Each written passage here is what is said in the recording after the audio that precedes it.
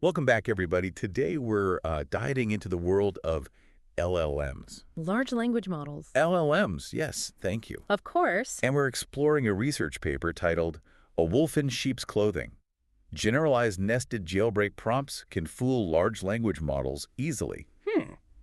As you might have guessed from the title, this paper comes with a content warning, and we're going to unpack why. We are indeed. So you want to understand how secure these powerful AIs really are, and if those safeguards in place can be circumvented. Right. So let's get started. Yeah, it's a bit like an ongoing arms race, you know? Hmm. While LLMs like ChatGPT are designed with safety measures, researchers are always looking for vulnerabilities, pushing the boundaries of what these models can do, even if it's not what their creators intended. So to understand this research, we need to start with the basics, jailbreak prompts. Right. What are they and why are they such a big deal? Think of jailbreak prompts as carefully crafted inputs designed to trick LLMs into producing content that could be harmful or undesirable. It's like finding a back door into a supposedly secure system. So essentially, they're exploiting weaknesses in the AI's defenses. Yes. And the paper mentions there are a couple of ways people have tried to do this before, right? Yes. There are two main categories: manually designed and learning-based. No. Manually designed prompts are a bit like trial and error. Researchers experiment with wording and instructions to see what slips past the LLM's defenses. Gotcha. A famous example is the Dan prompt, which aims to convince the LLM to ignore its safety guidelines. So it's like a linguistic persuasion tactic. Yeah. What about the learning-based methods? Those are a bit more complex. Okay. They use another AI model to test countless prompt variations and identify those most likely to trigger harmful output from the target LLM. GCG is one example of this approach. So using AI to hack AI. Exactly. It sounds like something out of a science fiction movie. Oh, But both these methods have limitations, right? absolutely. Okay. Manually designed prompts are time-consuming and often stop working when LLMs are updated. Learning-based methods can be resource-heavy and might generate nonsensical prompts that are easy to detect. So it's like trying to break a code that's constantly changing. Yeah, That's where this new the RenLM framework comes in, right? precisely. Okay. RenLM aims to overcome those limitations by using LLMs to generate their own jailbreak prompts. Wow. It's a self-perpetuating cycle using AI to, well, find ways to trick AI. That's a bit unsettling, Yeah, but definitely intriguing. for sure. Can you break down how RenLM actually works? RenLM works in two key steps: Okay. prompt rewriting and scenario nesting. Got it. The prompt rewriting stage uses several linguistic techniques to disguise the harmful intent of an initial prompt. It's almost like putting a wolf in sheep's clothing. So they're basically disguising the intent. Yes, exactly. That's For example, misspelling sensitive words or translating parts of the prompt into another language. They might even change the sentence structure while preserving the original meaning, making it harder for the LLM to detect the harmful intent. That's clever. Yeah. It's not just about hiding specific words, but making the entire request seem innocent. Right. Okay. But the deception doesn't stop there. Whoa. Once the prompt is rewritten, Okay. RenLM moves on to scenario nesting, where the rewritten prompt is embedded into a common LLM task like code completion or text continuation. Now, the researchers took this deception a step further with a technique called scenario nesting. Right. So by hiding the rewritten prompt inside a seemingly ordinary task, it's even less likely to raise red flags. You got it. Okay. This nesting technique makes the malicious request look like a normal instruction. Gotcha. The LLM focuses on the overall task and often overlooks the hidden dangers tucked away inside the specific instructions. Wow, that's sophisticated. How effective is RenLM at actually getting through those LLM defenses? The research found RenLM was surprisingly successful at triggering harmful outputs across various LLMs, including open source models like Llama 2, Okay. and even closed source models known for their robust safety measures like GPT 3.5, GPT 4, and Claude. So even the most advanced models like GPT-4 were vulnerable. Yeah, That's concerning. it is. It's one thing to think about these vulnerabilities theoretically, Right. but seeing them work against top-tier models is a reality check.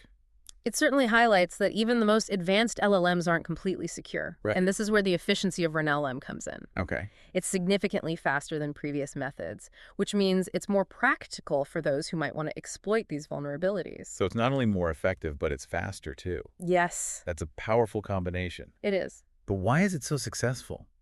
The paper mentioned something called attention shift, right? That's right. Okay. Researchers analyzed the LLM's attention during the jailbreaking process, visualizing which parts of the input the LLM focused on. What they found was fascinating. Okay, break it down for us. Right. What did they see? They discovered that LLM's rewriting and nesting techniques effectively shifted the model's attention away from the harmful intent. The LLM prioritized completing the overall task, such as finishing a piece of code or continuing a story, Okay. instead of focusing on the potentially harmful instructions hidden within the task. It's like a magician's misdirection trick. So it's not just about hiding the harmful content, it's manipulating the LLM's focus so it doesn't even notice the red flags. Exactly. Oh, And that raises serious questions about the long-term security of LLMs. right. If even the creators of these models struggle to completely secure them, what does that mean for the future of AI safety? Yeah. This research is a wake-up call. Absolutely. This is definitely a knowledge is power moment. But it's also a reminder that with great power comes great responsibility. For sure. We need to be thinking about these security implications now before these technologies become even more ingrained in our lives. This research isn't about fear-mongering. It's about acknowledging the potential risks so we can develop robust solutions. Exactly. Speaking of solutions, the paper does explore some defense strategies, right? It does. What did they find? They explored 3 types of defenses. Okay. First, they tried adding extra prompts that emphasize safety, almost like reminding the LLM to be responsible. Right. Second, they experimented with supervised fine-tuning, training the LLM on data that better aligns with safety guidelines. So basically retraining the model to be more cautious. Right. Did they find anything that worked really well? The most effective strategy involved using a separate LLM as a harmfulness classifier. This second LLM acts like a security guard, scrutinizing the user's prompt for any hidden malicious intent. So a double-checking system. Yeah. Was that enough to stop LLM completely? While it definitely helped, even that wasn't foolproof. Okay. LLM could still slip past those defenses, sometimes highlighting the ongoing challenge of staying ahead of those who might exploit these powerful technologies. That's a lot to take in. We've covered quite a bit about LLM and its implications. Yeah. But why should anyone care about this research? Right. What are the potential real-world consequences if LLMs can be tricked into behaving badly? That's the crucial question. The implications are pretty significant. If we think about the bigger picture, Yeah. imagine incredibly convincing phishing emails Yeah. generated by LLMs fooling even cybersecurity experts, or fake news articles spreading like wildfire online, Wow. and further eroding trust in our information sources. Those are some scary scenarios. Yeah. And it's not just about malicious actors, right? Yeah. There's also the potential for unintentional harm. Exactly. What if an LLM used in a customer service chatbot were tricked into giving out sensitive personal information? Exactly. The potential for harm goes beyond deliberate misuse. Right. Even seemingly harmless applications can have unintended consequences if the LLM's safety measures are bypassed. This research really underscores the need for developers to prioritize security. Yeah. And make these systems robust alongside all those impressive capabilities. It feels like we're at a crucial point in the development of these technologies. We're unlocking incredible potential, but we need to be incredibly vigilant about the potential for harm, too. Absolutely. It's a lot to think about. It is, and this research is just the tip of the iceberg. Yeah. There's so much more to learn about the vulnerabilities of LLMs and how to defend against them. It's a rapidly evolving field, and staying informed is key. So true. This deep dive has been incredibly eye-opening. Good. Before we wrap up, I want to go back to something you mentioned earlier, this idea of an ongoing arms race between those building LLM security and those trying to break it. Yeah, it's a pattern we see over and over again in technology, Right. As systems become more sophisticated, so do the methods for exploiting them. It's a constant cycle of innovation and adaptation on both sides. And in this case, the stakes seem incredibly high. We're talking about technologies that could revolutionize communication learning and even decision-making.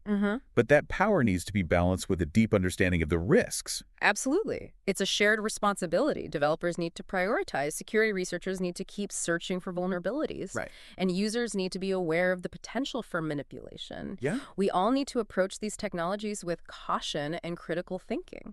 So much of what we've talked about comes down to that idea of critical thinking. Right.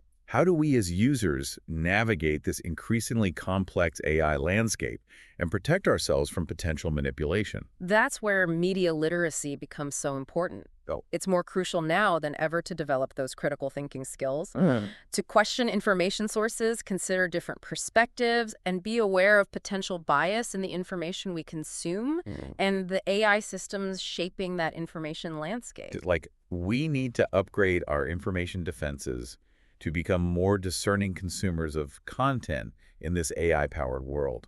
Do you have any specific tips or strategies you could share with our listeners?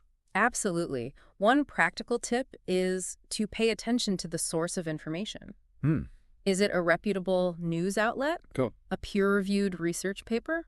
Right. Or just a random social media post without a clear source? That's a great point. Yeah. It's easy to get swept up in the speed and volume of information these days. Yeah. But taking a moment to check the source can make a huge difference. Another strategy is to look for corroborating evidence. Okay.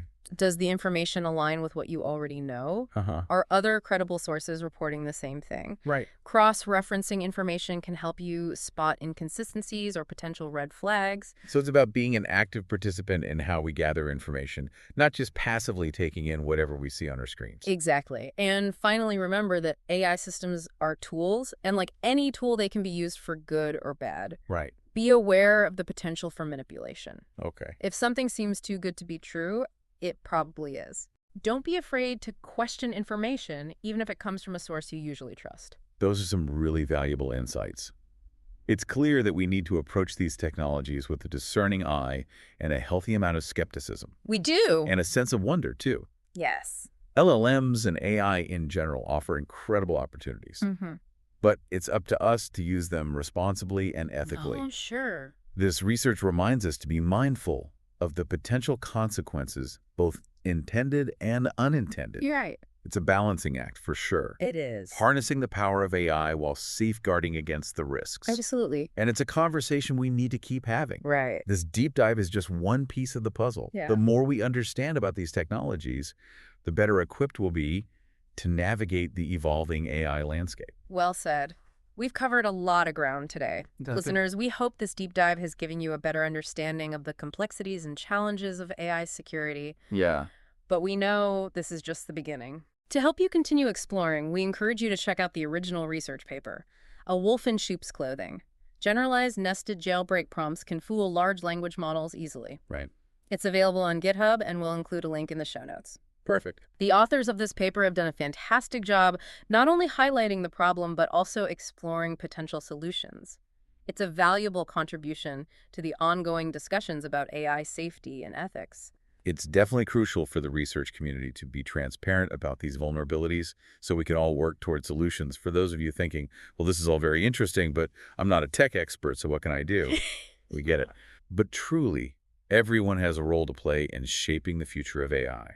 This isn't just an issue for developers and researchers to solve on their own as AI becomes more integrated into our lives. It's important for everyone to understand both the risks and benefits and to have thoughtful conversations about how these technologies should be developed and used. We need to go beyond the hype and the fear and start asking those critical questions. Like, what values do we want to build into these systems? What safeguards are needed to prevent harm? How do we ensure AI is used for good and not for ill?